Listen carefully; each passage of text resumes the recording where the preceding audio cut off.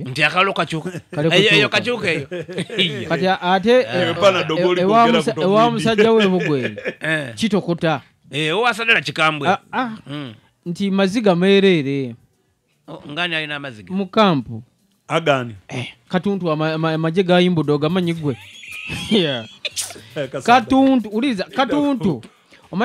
omanyi dynamics uliza dynamics omusado oyo goyogera kwe ngukobere baba oyenda mawulire amadi agojalekera ogano baboneka gatamiza eriye ekirwaire ekiruma omuntu obulere bwa sukali bubi kubanga omala kwe kuba mpiso mewalya n'iteeka ly'omusawo lyebakulagira ayo nawe kati obanga atandise okulola sukali ng'abalina obulere bwa sukali balina kuwaira obizibu bya sukali kye bakoze abantu bayogerako abayi tebakasobola kubinga waire embuzi ng'eri kulya kintu ku nsiko baleke katuntu alina ensonga eziwakudda abantu kwe bagenda okusinziira okuddamu okumulonda ebugweri nigafuluma engaito mulwanyi waliwo omusaada yali w'amaanyi ino ebugweri obamu iziti daniran yali w'amaanyi ng'otoere ku galisonga aye galisonga nero w'amaanyi waliwo dani yali ni katuntu ino nga bwaida galisonga bwokoba ebugweri eyo omusaada yali ow'amaanyi abanga ni katuntu kubanga nabalere yavuganyanga katuntu yaweiremu okitegedde Haji Sadala naali yasumbuwanga nnyo katuntu nnyo alina fulaga beera wa NRM ni Haji Sadala Wandera obuwagizi buli kwongera bitayo okwebugweri obone dozi yabaire eidudi yayi mugananga kiyakoze idudi Sadala yakubidudi yawuma bugume buliwo bita abantu ba Sadala walabe kyabadde ebuyanga ani yakole bulale ya katuntu alina tuntu yali yakoze sadoro nonanga ki tewabadde okuje buyanga obitawa wama linda kwatukobera okuje buyango bitawa muleko aida kusula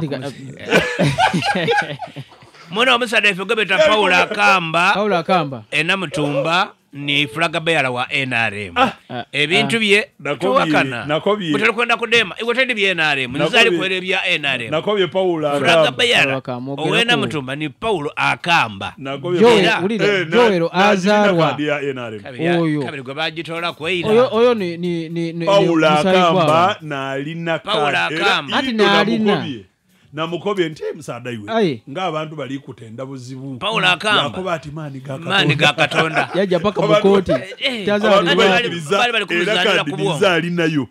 era mutumba kiri kutokodanga ti ekisandikire eja Paula Akamba tote na muzano eyo naze bana kutemera kuno omuntu byabwere zanira Paula Akamba abadde atambuza bulungi ebyofuzi naye kadi bajja jumulekera kali bajaji mulekera bajimuwa okujimuwa ngamba okujumulekera okugenda mu parliament naliku irayo bagenda jimulekera kusasire okusinza ku kiri ku ground olo omuvuuka mukambwe nnyo olunaku lwe bajja okulangirira Joero Azarwa mukambwe nnyo olunaku lwe bajja okulangirira obululu bw'aba MP tujja kuba tusaba aba banomwami ono bamugemeko omuwe idagala mu kaseera kuba kwa mutwe